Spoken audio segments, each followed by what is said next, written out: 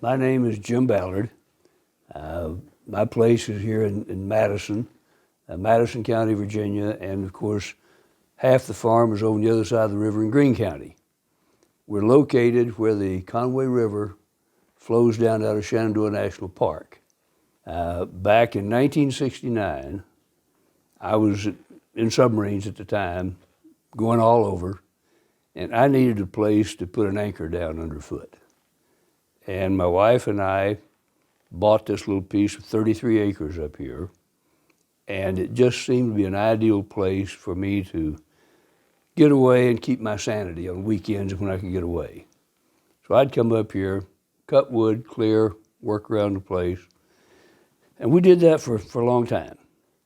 Over time, we became more and more attached to the place, and as neighbors with contiguous parcels would tire of maintaining them or would die off or whatever, we'd step in when we could and buy and add to. I don't think in terms of legacy so much as just what's going to be best for this place. After I'm gone, I don't get too worried about what people think of me or legacies of mine, but I am concerned that this place be handled properly. Ideally, one of my two daughters or both would get actively involved and take it over and maintain it the way we've set it up. Will that happen? I'm not sure. That'd be ideal. If that doesn't happen, and if my grandson or granddaughter doesn't get actively involved, then I looked at it and said, okay, let's be prepared for another contingency. I still want to keep it all together. And I do not want it to have to be broken up for any reason after I'm gone. And so the Department of Forestry conservation easement has helped me ensure that what I have in mind will actually happen. It'll be kept together. My children and grandchildren would not have to sell it for financial reasons. They're comfortable. They're hardworking, frugal, live within their means kinds of people. But there could always be that possibility that they'd need to split something up or sell half of it off or whatever. And I don't want to see that happen. So to make sure that doesn't happen, I've set it up so that I could also sell it in its entirety, find someone who has my kind of thoughts about the place and that will maintain it the way I have in mind, and sell it to them for them to start their own traditions and legacies and carry it on. But I want to see the farm stay intact. When my wife and I were looking at how to set this place up for long term, we were trying to figure out some way that we could be sure that we could pass it on to the children, keep it intact, but not have it totally controlled by anyone else. And I was not ready to lock this place up in ways that looked like it might be restrictive on what I could do while I owned it and have my own ideas on setting it up and organizing it. I looked at this thing for darn near 10 years, I guess, before I went with it. And I didn't go with it because anybody was pushing it. I just took my time and went through, and then I went back to DOF and said, I think this might be a good way for me to go.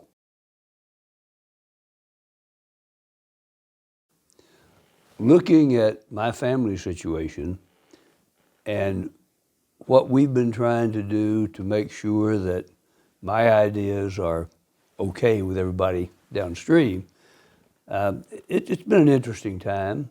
To start with, you have to understand that my wife of 46 years passed away in 2006. And we had just prior to that 6 months prior to her death, we had put all this land, everything, basically everything we own, into 2 equal trusts. So when Jean died, everything passed automatic to me as successor trustee of her trust, and I stay as trustee of, of my trust. And then we set it up that following my death, my 2 daughters were the successor trustees. So we set it up that way to make sure that they understood where we were going and that we wouldn't be going through probate on this place. That was a main thing that we had to do. And the conservation easement fitted right in with that. After Jean died, a couple of years later, I married again. And this could have thrown some problems into it, but we managed to work around that nicely. Not too long after we were married, I asked everybody to get together over dinner without the children, and let's sit down and talk about the future, especially this place. And I kept everything in the trusts. Eugenia is not a part of these trusts. I had to keep it simple. And yet I wanted to make sure that she would have access in case something happened to me. And so we sit down over an extended dinner party and talk through it. And all the girls wanted to know was, Dad, what do you want to do? What do you want us to do? And that was a problem because I kept saying, no, damn it. What will you want to do? After I'm gone, I'm out of the picture. So let's talk about what you would like to see happen. And we talked about that for a while. To this day, though, I still think there was a little bit in the discussion too much of their wanting to do what they think I would want. And we talk about, on the average, we talk about once a week. And one lives in Arlington and one lives in Richmond.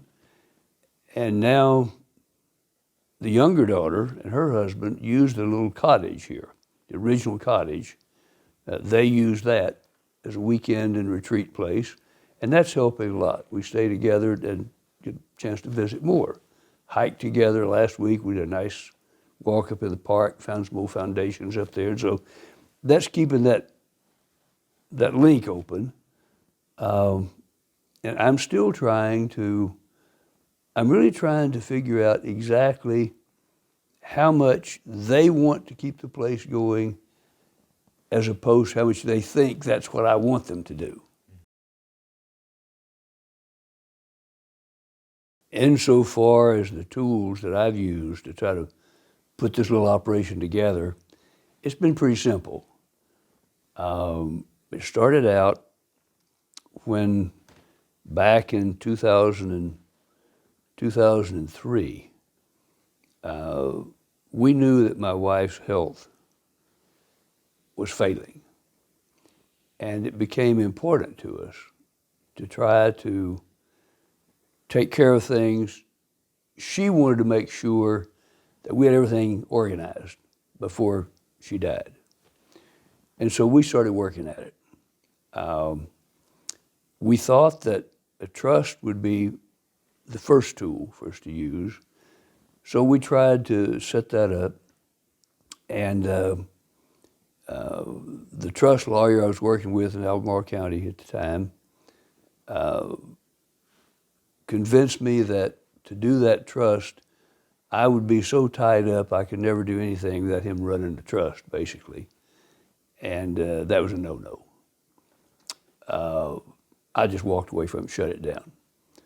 But my youngest daughter kept after me. She said, Dad, I know what you and Mom are trying to do. There must be a better way to do it. So keep looking. And so I kind of shoved it aside, said no. And then she finally, through her husband's family, came up with a name who understood the background situation and felt he could help me with it. Gene and I went to him and sat down with him, and within 30 minutes we realized this man understands. He can get us where we want to go. He did a very simple trust for us, set it up for us, and that trust is unchanged, not modified in any way to this day. It survived her death, my remarriage, has worked out well. For how I see things here, I've been pleased with how this program's been working. The decisions we made up front to lock everything in with a conservation easement and then have it controlled by the trust has been very good. It's given me a lot of satisfaction, but more importantly, it's given me a lot of peace of mind. I've not had to be concerned about what might happen here or there. If I could give one piece of advice to anyone that was looking to set up the process to protect their land, pass it on in some legacy format, it would be to start by getting to know yourself. You're not ready to make any decisions until you can sit down and itemize your assets. Look at every piece of property you own, decide what its value is. You don't need an appraiser to come and do it. You've got a good feel for it. Put those numbers down, add them up, every asset. Look at every liability you have. Put those things together, and then sit down and talk with someone about how to protect those assets. There's no way that you're ready to talk to an attorney about setting up a trust fund or an LLC or anything else until you can lay that list of assets and liabilities in front of him. That's the first step. When you do that, you can start the discussion and you can get some good advice. And when you start that process, I'd advise you to be careful as to whom you go. Do not assume that just because this lawyer's been handling you for buying and selling stuff for years, that he or she is the right person to handle this for you. Check them out. And the way you do it's pure and simple. Call them up and say, Attorney John Doe, I need to buy an hour of your time. I want to come in and talk with you about how to set up an LLC or a trust or whatever you recommend to protect my assets. And go in, lay everything in front of them, and listen carefully. That's what they recommend. At the end of that discussion, you want to say, thank you very much. Send me a bill. I appreciate it. I have your recommendations. I'll think about it. Think about it. You may not like what they say. You may decide to call some other attorney or accountant and say, same thing. Want to buy an hour of your time? Guess what? Buying a $250 hour of somebody's time is chicken feed when you look at what it's going to save you in your lifetime. So pick your team very carefully. You be the judge. You be the judge if these are the people who are going to treat you the right way and be interested in your concerns instead of theirs. Sit down, figure out precisely where you want to go. It'll make it a lot easier for you to figure out how to get there.